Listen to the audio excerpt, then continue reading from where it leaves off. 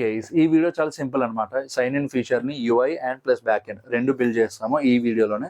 So video last వరకు చూడండి. Last వరకు చూస్తే యూజర్ అసలు ఎంటర్ చేసిన పాస్వర్డ్ కరెక్టా కాదా అన్నది ఎలా కంపేర్ చేస్తాము, యూజర్ కరెక్ట్ పాస్వర్డ్ ఎంటర్ చేస్తే నెక్స్ట్ ఏం చేస్తాము, యూజర్ రాంగ్ పాస్వర్డ్ ఎంటర్ చేస్తే అప్పుడు ఏం చేయాలి, ఇదంతా కవర్ చేస్తాం ఈ వీడియోలో.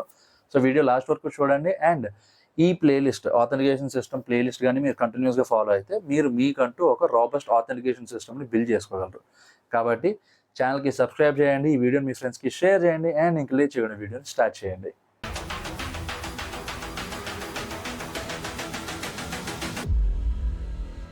సో గైస్ మనం ఆల్రెడీ లాస్ట్ వీడియోలో రిజిస్ట్రేషన్ ఫీచర్ బిల్డ్ చేస్తాం కదా. సో ఇప్పుడు లాగిన్ ఫీచర్ కూడా ఆల్మోస్ట్ రిజిస్ట్రేషన్ ఫీచర్కి ఎంత కావాలో అంతే ఉంటుంది, ఓకేనా. సో మనం ఏం చేస్తామంటే ఈ పోస్ట్ అవుట్ ఉంది కదా, ఇది ఇలా కాపీ చేసుకోండి, పైన పేస్ట్ చేయండి. ఓకే, పేస్ట్ చేశాక ఎక్కడ యూఆర్ఎల్ మార్చండి, రిజిస్టర్ న్యూ యూజర్ బదులు యూజర్ లాగిన్ అని పెట్టండి. ఓకే, సో ఇప్పుడు ఇది లైన్ 15 వస్తుంది. రిక్వెస్ట్ డాట్ బాడీలో ఇంకా నేమ్ ఉండదు, ఓకేనా. కాబట్టి ఇది ఇలా డిలీట్ చేసేయండి. సో మనకి ఇక్కడ టోటల్ ఏమొస్తుంది, నేమ్ పాస్వర్డ్ వస్తుంది కదా. ఇంకా ఇదంతా ఇలా తీసేయండి, నేను చెప్తా ఇప్పుడు ఏం చేయాలన్నది, ఓకేనా. సో ఇప్పుడు const user password equal to await pool dot query.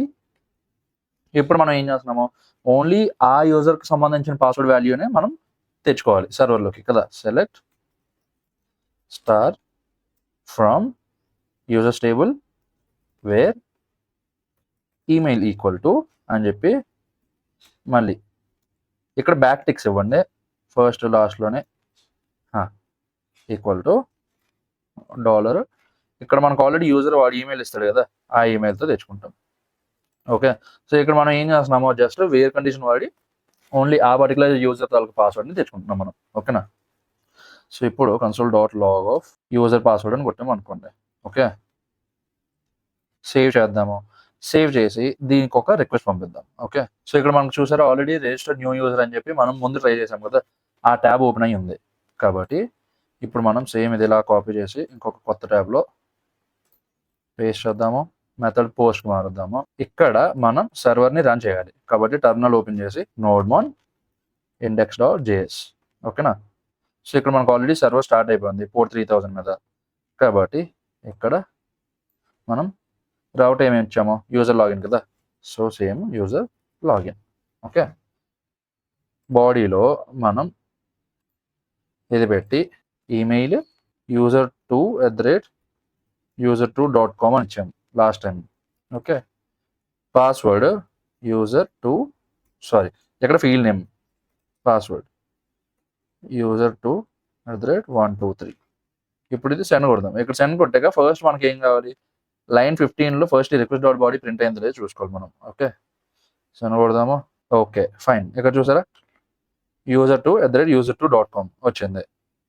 And దాని తర్వాత ఇక్కడ చూడండి రిజల్ట్ ఏం రాలేదు మనకి.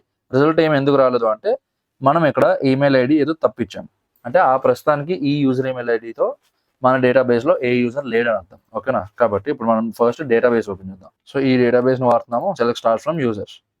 సో మనకి ఇక్కడ యూజర్ ఎవడు, user2@user.com. ఓకే, మనం ఏమి ఇచ్చాము, user2@user2.com అని ఇచ్చాము. ఫైన్, క్యాన్సిల్ కొట్టండి, మళ్ళీ సెండ్ కొడదాం. ఇప్పుడు చూద్దాం రిజల్ట్ ఏమైనా వచ్చిందా రాలేదా. ఇక్కడ చూసారా రిజల్ట్ వచ్చింది మనకి. ఎందుకంటే user2@user.comతో ఆల్రెడీ మన డేటాబేస్లో ఒక రికార్డ్ ఉంది. సో ఇదంతా వచ్చింది. ఇప్పుడు మనం ఇక్కడ యూజర్ పాస్వర్డ్ బదులు యూజర్ అని ఇద్దాము. ఇక్కడ మనం ఏం చేస్తాము అంటే 0. ఓకే, ఇప్పుడు మనం ఇక్కడ యూజర్ 0th ఇండెక్సింగ్ చేసాం కాబట్టి ఇప్పుడు సెండ్ కొట్టాక మనకి ఓన్లీ ఇది ఒక్కటే ప్రింట్ అవుతుంది. ఇక్కడ చూసారా. ఓకే ఫైన్, సో ఇప్పుడు మనం ఏం చేస్తాము అంటే ఈ లోపల యూజర్ పాస్వర్డ్ హ్యాష్ ఉంది కదా, ఈ పాస్వర్డ్ హ్యాష్ని యాక్సెస్ చేస్తాం. ఓకే, కాన్స్ట్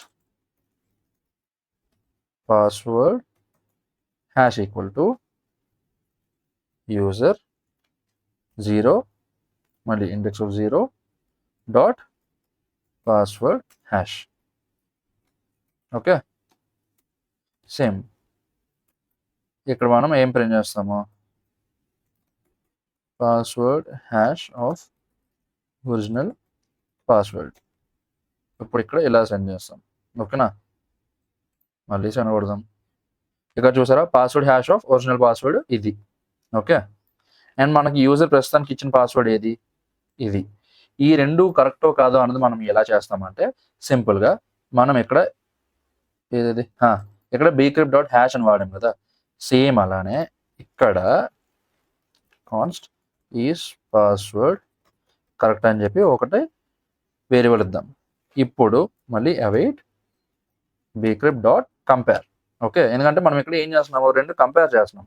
ఓకేనా, సో ఇప్పుడు ఇక్కడ ఒకటి యూజర్ ఏం పాస్వర్డ్ ఇచ్చాడో అది, దాని తర్వాత మనం ఫస్ట్లో హ్యాష్ మనం సేవ్ చేసాం కదా అది. కావాలంటే ఇక్కడ చూడండి, ఇక్కడ వాడు ఏమి ఇస్తున్నాడు, ఫస్ట్ ప్లెయిన్ టెక్స్ట్ పాస్వర్డ్ ఇస్తున్నాడు, దాని తర్వాత పాస్వర్డ్ హ్యాష్ మనం ఫస్ట్లో ఇనిషియల్గా జనరేట్ చేసాం కదా అది ఇస్తున్నాడు. ఓకే, సో ఇక్కడ ఈ పాస్వర్డ్ అనేది ప్లెయిన్ టెక్స్ట్లో ఉంది, ఈ పాస్వర్డ్ హ్యాష్ అనేది మనం ఇనిషియల్గా డేటాబేస్లో స్టోర్ చేసుకున్నాం కదా అది.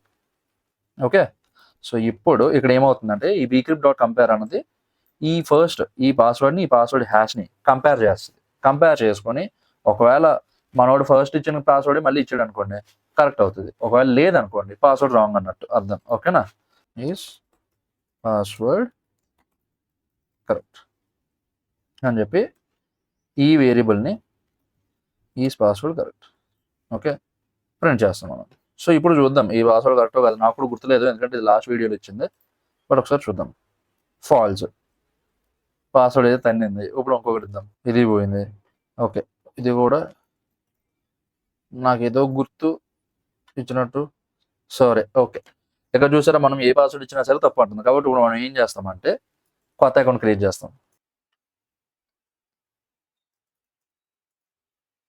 మనం ఇక్కడ చూసారా ఇప్పటి వరకు మనం బ్యాక్ ఎండ్ని రన్ చేసాం, ఇప్పుడు మనం మన ఫ్రంట్ ఎండ్ కూడా రన్ చేస్తాం. ఓకే, కొట్టండి, బ్రౌజర్లోకి వెళ్ళి ఇది పేస్ట్ చేస్తాం. పేస్ట్ చేశాక మన యూఐ మనకు వస్తుంది. ఓకేనా, ఏ యూఐ వస్తుంది, రిజిస్ట్రేషన్ యూఐ వస్తుంది, ఎందుకంటే ఇప్పటి వరకు మనం అదే చేసాం కాబట్టి.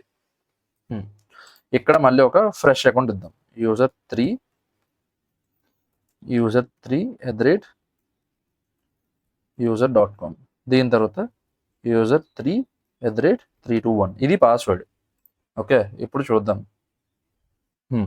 సో సేవ్ అయిపోయింది, ఆల్రెడీ సేవ్ అయిపోయింది కాబట్టి ఇప్పుడు ఒకసారి మనం డేటాబేస్లోకి వెళ్ళి కన్ఫర్మ్ చేసుకుందాం సేవ్ అయ్యిందా లేదా. చూసారా యూజర్ వచ్చాడు. ఇప్పుడు మనం ఏం చేస్తామంటే హాప్స్కాచ్కి వెళ్దాం, ఇది క్యాన్సిల్ కొడదాం, కొత్త ఈమెయిల్ ఐడి ఇది ఇద్దాం, user3. మనం ఇక్కడ పాస్వర్డ్ ఏమి ఇచ్చామో user3@321 కదా, సేమ్ ఇదే పాస్వర్డ్ మనం ఇక్కడ ఇద్దాం. ఓకే, ఇప్పుడు చూడండి, ఇప్పుడు లెక్క ప్రకారం మనకి ట్రూ రావాలి, ఏమొచ్చిందో చూద్దాం. చూసారా is password correct true. So ఇప్పుడు ఎప్పుడైతే ఇది ఈజ్ పాస్వర్డ్ కరెక్ట్ ట్రూ అయిందో అప్పుడు యూజర్ కరెక్ట్ పాస్వర్డ్ ఎంటర్ చేశాడని అర్థం. ఓకేనా, సో ఇది మనం రిటర్న్ ఎలా పంపిస్తాము, status 200 okay .json message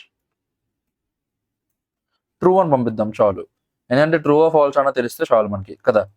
okay, so ఇప్పుడు దీనికి మళ్ళీ సేమ్ ఇదే పాస్వర్డ్ అయితే పంపిద్దాం. ఇక చూసారా మెసేజ్ ట్రూ అని వచ్చింది. ఓకే, సో మనకి బ్యాక్ ఎండ్ రెడీ అయిపోయింది.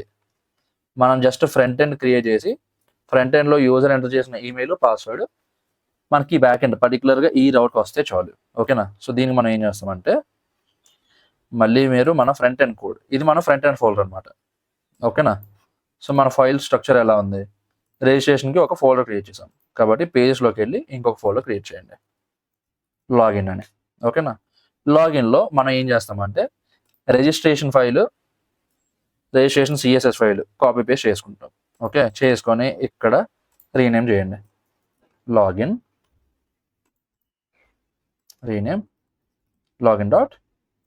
.css. Okay fine. సో ఇప్పుడు దీని తర్వాత మనం ఏం చేస్తామంటే కాంపోనెంట్ పేరు లాగిన్గా మార్చండి, యూజర్ డీటెయిల్స్లో నేమ్ తీసేయండి. ఓకే, ఎందుకంటే ఓన్లీ ఈమెయిల్ పాస్వర్డే కదా యూజర్ ఇస్తాడు. ఓకేనా, అండ్ ఈ అప్డేట్ ఫీల్డ్ డేటా ఇదంతా మనం ఆల్రెడీ మన రిజిస్ట్రేషన్ పేజ్ చేస్తున్నప్పుడు ఆల్రెడీ చేస్తాం. అండ్ ఇక్కడ ఈ యూఆర్ఎల్ మార్చండి. యూఆర్ఎల్ ఏంటి, ఇప్పుడు రిజిస్టర్ న్యూ యూజర్ కాదు, యూజర్ లాగిన్. ఓకేనా, దీని తర్వాత మనం ఆల్రెడీ ఇందాక నేమ్ ఫీల్డ్ తీసాం కదా కాబట్టి ఇలా వెళ్ళి నేమ్ ఫీల్డ్ ఎక్కడ ఉంది, ఈ పై ఇది ఇది ఇలా తీసేయండి. ఓకే, ఇది ఇంకా సైన్ అప్ కాదు, లాగిన్. ఓకే, ఇప్పుడు ఇక్కడ సైన్ అప్ కాదు, లాగిన్. ఇక్కడ మనం ఏం చేస్తామంటే ఆల్రెడీ రిజిస్టర్డ్ కాదు, don't have an account, sign up. Fine. ఇప్పుడు మనం ఇంక ఈ రిజిస్ట్రేషన్తో పని అయిపోయింది. ఇప్పుడు మనం ఏం చేస్తాము, ఇలా ముందుకెళ్ళండి. app.jsx. app.jsxలో ఇప్పటి వరకు సైన్ అప్ కదా ఉంది. ఇప్పుడు మనం ఏం చేస్తామంటే ఇది అందాక కామెంట్ అవుట్ చేసి ఫస్ట్ మనం అసలు పనిచేస్తుందో లేదో చూడాలి కదా, ఇంపోర్ట్ లాగిన్ ఫీచర్ని ఇంపోర్ట్ చేసుకుంటాం. ఓకే, ఆ కాంపోనెంట్ని అలా, దాని తర్వాత లాగిన్ యాంగులర్ బ్రాకెట్స్లో ఇస్తాం. ఇప్పుడు లాగిన్లో చిన్నది ఫాల్ట్ ఉంది. ఏంటుంది ఫాల్ట్? registration.css దగ్గర ఉండిపోయింది ఇంకా మనకి. కానీ ఇప్పుడు మనకి ఏం కావాలి, login.css. ఎందుకంటే మనం పేరు మార్చాం కదా, కాబట్టి ఇప్పుడు ఇక్కడ చూసారా లాగిన్లోకి వచ్చింది. ఇప్పుడు మన కన్సోల్ ట్యాబ్ ఓపెన్ చేద్దాం. ఓకే, ఓపెన్ చేశాక సేమ్ మనం ఇందాక పోస్ట్మ్యాన్లో కొట్టాం కదా, సేమ్ అదే ఇద్దాం. user3@user.com user3@321. ఓకేనా, లాగిన్ కొడదాం. ఇక్కడ చూసారా మీరు ఈ పర్టికులర్ రిక్వెస్ట్ మీద కొట్టాక ఇది ఇంకొద్దిగా ఎక్స్పాండ్ అవుతుంది. ఇప్పుడు ఇక్కడ పేలోడ్ అంటే ఫ్రంట్ ఎండ్ నుంచి బ్యాక్ ఎండ్కి ఏం డేటా వెళ్తుంది అని. ఓకే, ఇక్కడ చూసారా ఇవన్నీ వచ్చాయి. ఓకే, ఈమెయిల్ పాస్వర్డ్ మనం పంపిస్తున్నాం. రెస్పాన్స్ ఏంటి, మెసేజ్ ట్రూ. ఓకేనా, ఒకవేళ మెసేజ్ ట్రూ అనేది మనకి కన్ఫ్యూజింగ్గా ఉంది అంటే మనం ఏం లేదు, డైరెక్ట్గా ఇక్కడికి వెళ్ళి మెసేజ్ ట్రూ బదులు యూజర్ ఆథెంటికేటెడ్ ట్రూ. ఓకే, ఇది ఎప్పుడు ఓన్లీ పాస్వర్డ్ కరెక్ట్ అయినప్పుడే కదా, కాబట్టి ఇఫ్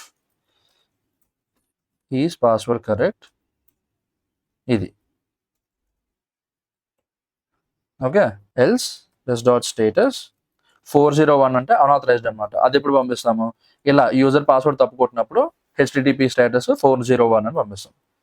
యూజర్ ఆథెంటికేటెడ్ ఫాల్స్. ఓకేనా, ఫైన్.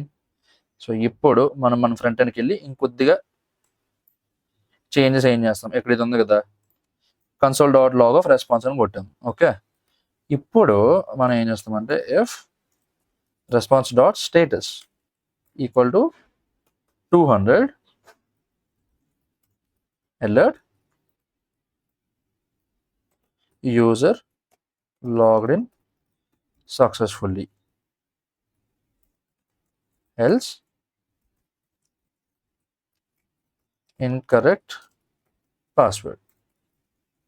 Okay, fine. ఇప్పుడు మనం చూద్దాం ఎలా అవుతుంది ఏంటి అన్నది. సో మొత్తం ఇవన్నీ వెళ్ళండి.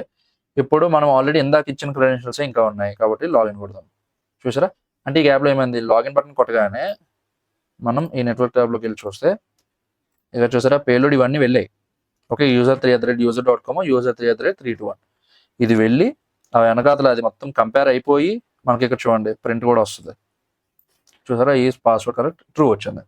ఓకేనా, అదే ఇక్కడ ర్యాండమ్ పాస్వర్డ్ ఏదో ఒకటి ఇలా కొట్టాను, ఏం కొట్టాను నాకు కూడా తెలియదు కాబట్టి ఇక్కడ లాగిన్ కొట్టాము అనుకోండి. ఇక్కడ చూసారా ఏదేదో వచ్చింది.